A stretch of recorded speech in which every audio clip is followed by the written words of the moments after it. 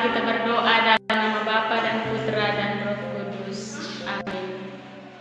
Allah yang Maha Penyayang dan Maha Pengampun, kami bersyukur dan memuliakan Dikau atas cinta-Mu yang tak berkesudahan. Kini kami berkumpul bersama di hadapan-Mu untuk memuji dan meluhurkan kebesaran kasih-Mu. Kami mohon kepada-Mu, sudi kiranya Engkau hadir dan mencurahkan Roh Kudus dalam hati kami, agar doa dan hidup kami semakin berkenan kepada-Mu.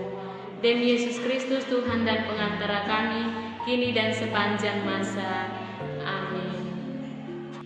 Marilah kita mendengarkan sabda Tuhan. Tuhan beserta kita, sekarang dan selama-lamanya. Inilah Injil Yesus Kristus menurut Markus. Dimuliakanlah Tuhan. Lalu Yesus memanggil orang banyak dan murid-muridnya dan berkata kepada mereka, "Setiap orang yang mau mengikuti aku, dia harus menyangkal dirinya, memikul salibnya dan mengikuti aku. Karena siapa yang mau menyelamatkan nyawanya, ia akan kehilangan nyawanya. Tetapi barang siapa kehilangan nyawanya karena aku dan karena Injil, ia akan menyelamatkannya. Apa gunanya seorang memperoleh seluruh dunia, tetapi ia kehilangan nyawanya? Karena apakah yang dapat diberikannya sebagai ganti nyawanya?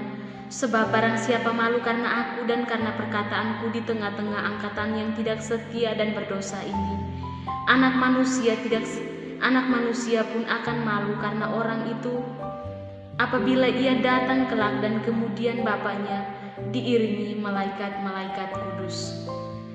Katanya lagi kepada mereka, "Aku berkata kepadamu, sesungguhnya di antara orang yang hadir di sini ada yang tidak akan mati sebelum melihat bahwa kerajaan Allah telah datang dengan kuasa."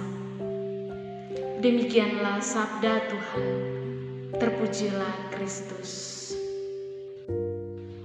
Saudara-saudari yang terkasih dalam Kristus Tuhan, Santo Yakobus mengajak kita untuk menyadari lagi kaitan antara iman dan karya. Jika iman tidak disertai perbuatan, maka iman itu pada hakikatnya mati. Mendasarkan perbuatan kita pada iman Kristiani membuat pekerjaan-pekerjaan kita bermakna. Memang tidak ada kaitan langsung antara iman dan perbuatan. Namun, kalau seorang mengerjakan sesuatu karena disemangati oleh tanggung jawabnya sebagai orang Kristiani, disitulah di antara iman Kristiani dan perbuatan nyata mendapatkan dasarnya.